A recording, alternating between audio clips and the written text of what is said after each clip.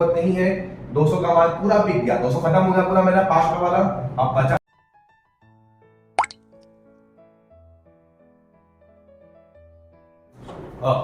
तो start directly करते हैं अपना क्वेश्चन का मैंने फ्रेमवर्क बना के रख दिया यहाँ पे। क्वेश्चन तो एग्जाम में लगभग आपका कुछ इस तरीके से ही आएगा।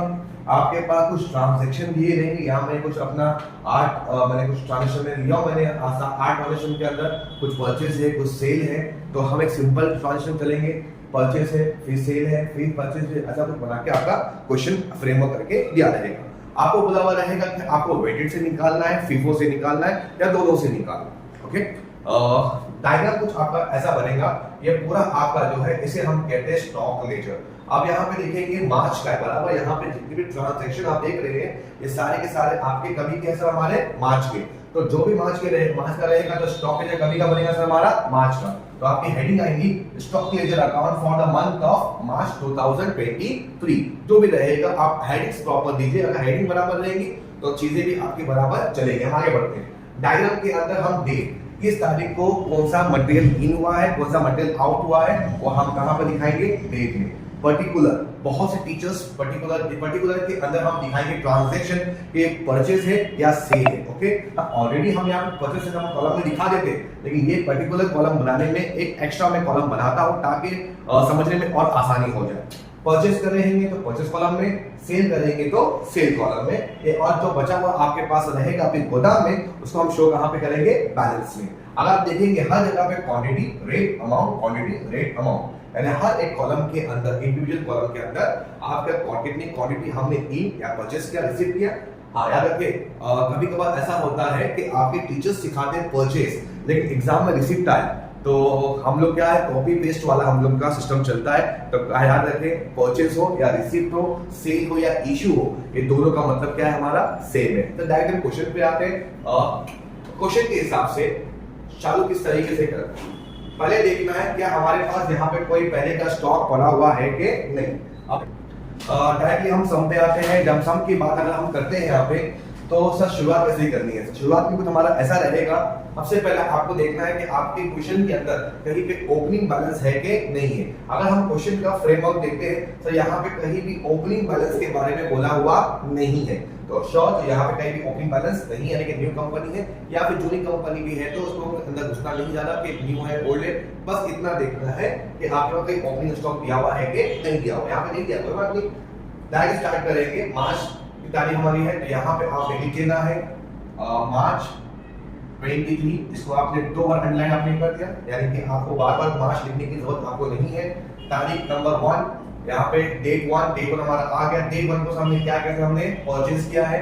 यहाँ पे सर हमने लिख देना है परचेज कॉलम आ गए। सर कितना किया हमने, 1000।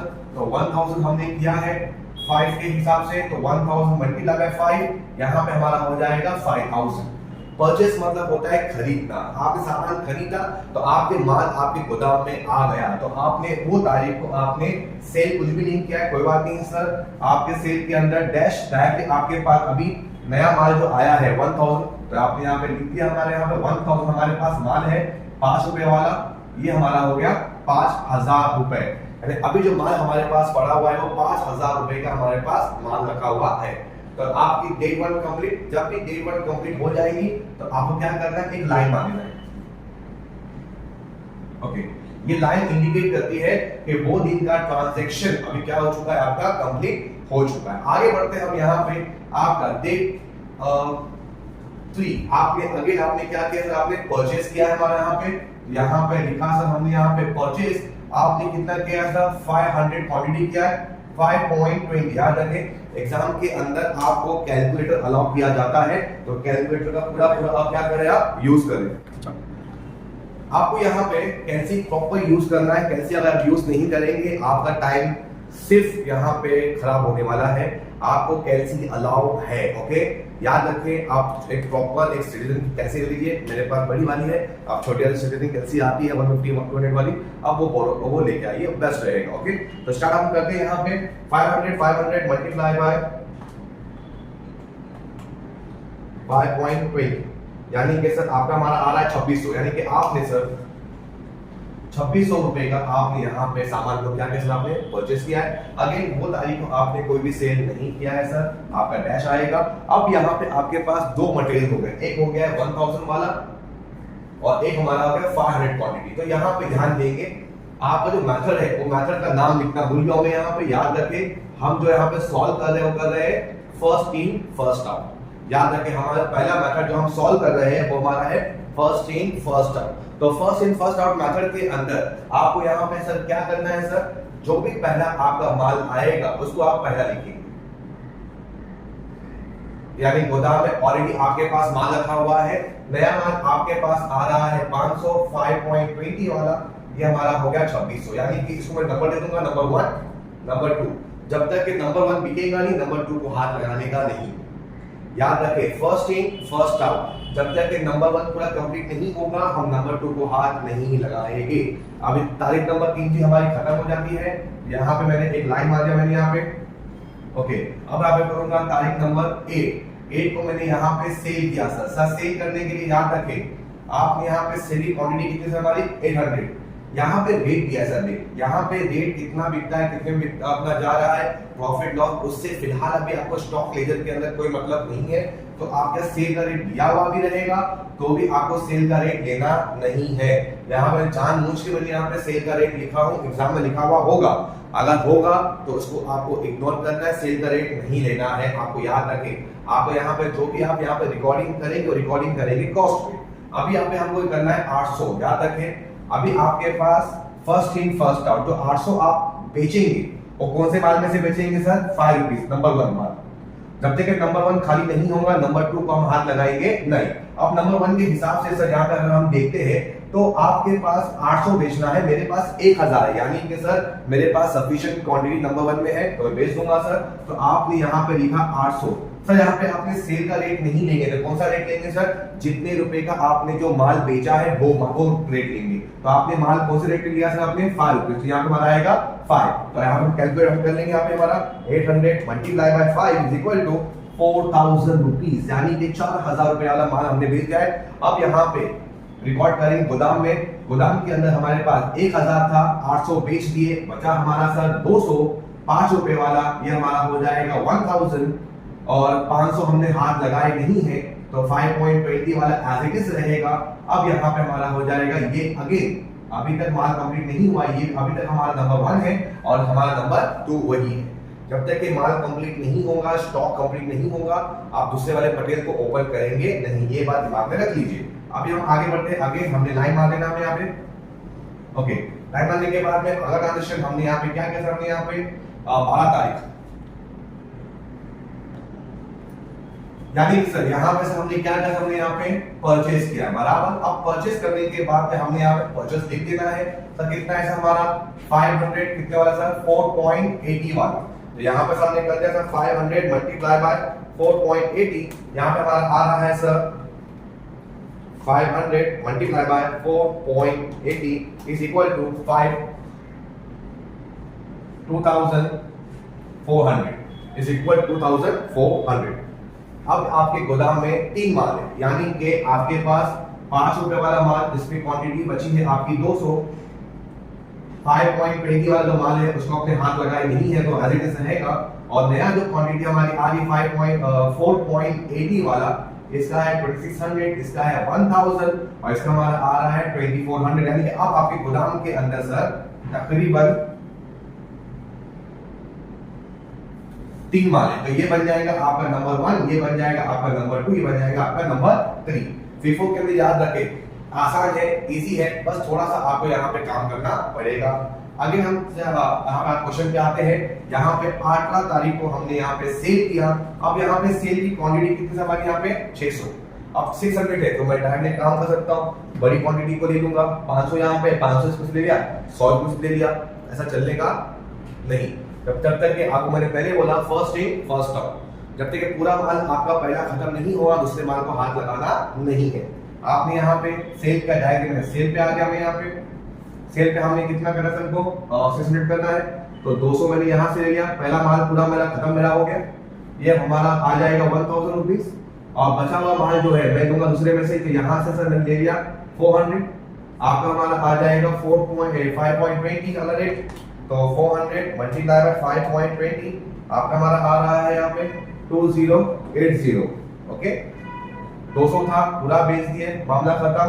500 में से 400 बेचा, अभी भी गोदाम में कितना बाकी है मेरा? 100 बाकी है। तो 100 बाकी है, 5.20 वाला आपका हमारा हो जाएगा बराबर, यानी कि आपका एक बार हम कैलकुलेट कर लेते हैं। 100 मल्टीप्लाई बाय 5.20 आपका हो रहा है 520, और नया जो आपका है 504.8 वाला, यानी कि सर ये आपका माल पूरा बिक गया। 200 का माल पूरा बिक गया, कंफ्यूज होने की जरूरत नहीं है। 200 का माल पूरा बिक गया, 200 खत्म हो गया पूरा मेरा 5 रुपए वाला। आपको 600 बिकता था, हमने यहाँ पे सेल कितना के सामने यहाँ पे 600। तो 600 के हिसाब से सर हमने यहाँ पे 200 बेचा पहला वाला, और 400 बेचा सेकंड नंबर में से। तो सेकंड नंबर में 500 था, 400 गया, बचा 100, 200 पूरा खत्म हो गया, बाकी का 500 इससे बचा। अब यहाँ पे नंबर चेंज हो गया, जो नंबर 2 था अब नंबर 1 बन जाएगा, नंबर 3 था अब बन जाएगा नंबर 2। ये नंबर्स में अपने लिए डालता हूं, आपको डालना है तो डालें, कोई बात नहीं। आगे बढ़ते हैं। आगे हमने लाइन मार दी, ये इंडिकेट कर रहा है कि यहाँ पे आपका ये खत्म हो चुका है। हम आगे बढ़ते हैं। डे खत्म होने के बाद में 21 को हमने यहाँ पे परचेस करा है बराबर। हमने यहाँ पे लिखे रखे आप परचेस 1000, हमने यहाँ पे लिखा हमने 1000, आपका हमारा आ जाएगा सर हमारा 1000 multiply by 5.50 is equal to 5500। ये मामला हमारा खत्म हो गया। अब यहाँ पे आगे बढ़ते हैं। अब आपके गोदाम में आगे 3 माल हो गए। पहला हमारा है 100 5.20 वाला, ये हमारा हो गया 520।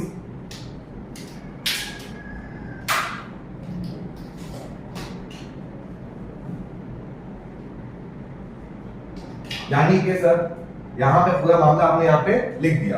अब यहाँ पे आपके गोदाम के अंदर 3 माल है, नंबर 1, नंबर 2, नंबर 3, यानी 3 हमने नया माल में परचेस कर दिया हमने यहाँ पे। आगे बढ़ते, 2 हमारे यहाँ पे बाकी ट्रांजैक्शन 23rd हमने यहाँ पे सेल किया है सर। यहाँ पे हमने लिख देना है सेल, डायग्राम आगे। सर सेल हमने कितना किया? हमने 900 किया, करेक्ट। तो 900 को ऐसा लेंगे सर, पहला हम 100 खाली करेंगे पूरा। 100 हमारा आ गया 5.20 वाला, ये हमारा आ गया 520। फिर हमने ले लेना है 500, आपका कितना सर हमारा हो गया 600, हमारा कंप्लीट हो गया। हमको सर बेचना कितना हमको 900, अभी कितना हमारा हुआ है 600। अभी हमको और कितना चाहिए सर 300। तो 300 आप नए लॉट में से लेंगे सर। नए लॉट में से हमारा आ गया 5.50 वाला, 300 multiply by 5.50 is equal to 1650। ये भी खत्म, ये भी खत्म। अभी 1000 में से 300 गया सर, बचा कितना हमारा सर 700, यानी 700 आपका जो बचा है 5.50 वाला। तो हमने यहाँ पे कर देना 700 मल्टीप्लाई 5.50 इज इक्वल टू 3850, यानी कि ये मामला पूरा आपका क्या हो चुका है हमारे यहाँ पे खत्म हो चुका है। तो इसको हमने यहाँ पे लाइन मार दी। हमने यहाँ पे लास्ट ट्रांजैक्शन हमारा दिया हुआ है 28 का। 28 का अगेन सर हमने यहाँ पे क्या करा सर, हमने यहाँ पे सेल करा, करेक्ट। अब सेल के हिसाब से अगर हम देखें यहाँ पे हमको 500 सेल करना है, क्या हमारे पास उतना अवेलेबल है सर? हाँ सर अवेलेबल है, तो हम ले लेंगे सर यहाँ पे। तो यहाँ पे हमारा क्या हमारा 500 multiply by 5.5 is equal to 2750। 700 में से 500 गया, बचा हमारा 200।